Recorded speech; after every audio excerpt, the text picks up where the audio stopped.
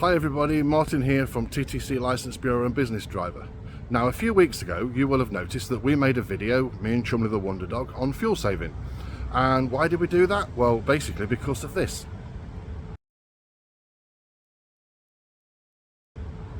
Now if you didn't get a chance to see that video, then you can do so by clicking on the link that should appear just around about here.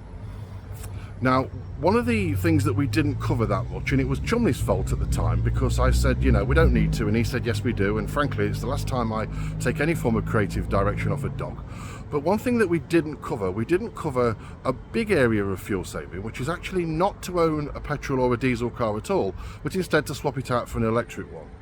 Now, a lot of people have a lot of trepidation about doing this, so over the next few videos, we're going to have a look at what it's really like to own an electric vehicle in the real world. I'm gonna hit the road to see what I can see. Okay, so let's start off our series of EV Aware by looking at how to charge a vehicle. Now, there are four ways that basically you can charge an electric vehicle. There's slow, fast, rapid and ultra rapid. Now, to start off, let's have a look at the slow chargers. Now, these are affectionately known as granny chargers, and they plug in via a 3-pin plug into your house and then into the car. Now, the downside to using a granny charger is that they are rather slow, and they will take around about 16 hours to charge my car in particular from empty to full. So in reality, you don't tend to find a lot of electric vehicle drivers will want to use one. What they tend to go for is to have a home charger fitted, and they look like this. Home chargers tend to come as 7 kilowatt chargers, and they come in two different types, tethered and untethered. This is an untethered version, where basically all you do is you use the cables that are supplied with your vehicle and you plug it in via the front here.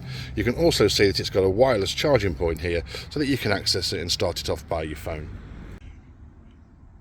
Alternatively, you can take them in a tethered version where the cables are constantly attached to the charger. Whichever one you decide to take is really down to personal preference. How much will you pay for them? Well, in reality, somewhere between about £600 to £900. The grant for them is no longer available. That stopped early on in March of 2022. And as far as paying for them is concerned, how much will you expect to pay to charge them? Well, realistically speaking, for most electric vehicles, you're looking at somewhere between about £9 to £12 for a full charge, depending on the price you pay for your home electricity.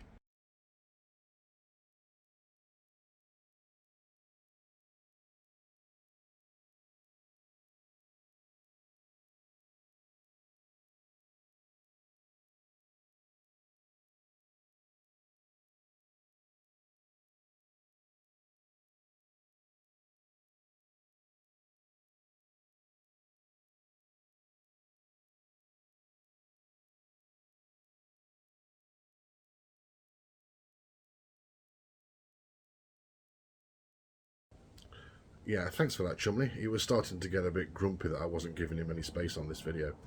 Anyway, 7 kilowatt chargers are not just the domain of the home. They can be found in all kinds of places, including hotels and supermarkets.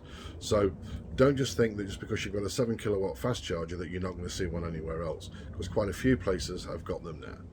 Now, in order to be able to use a fast charger, obviously what you have to do is you have to use your own cables. So let's have a look at how you use that. Okay, so this is the cable that comes with my vehicle and most other vehicles, to be honest with you. This is known as a Type 2 socket cable. They have a Type 2 on one end and they have what's known as a Type 1 on the other. There you can see they're casually thrown onto the ground, which is something that you really shouldn't do.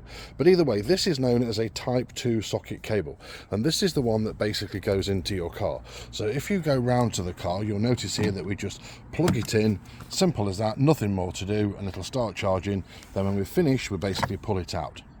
Now, if we just have a look at this socket for a second, you can notice here that what we've got here is, as we said, this Type 2 socket here, but we've also got this other bit at the bottom.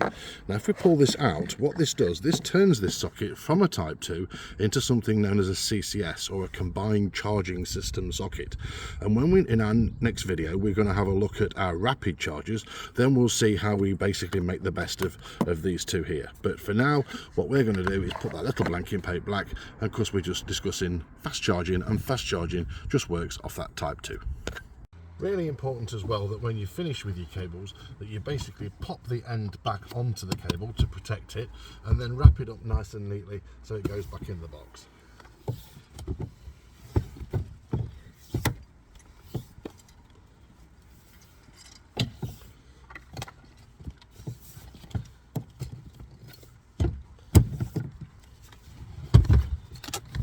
finally pop the end back on the other one, and there you go.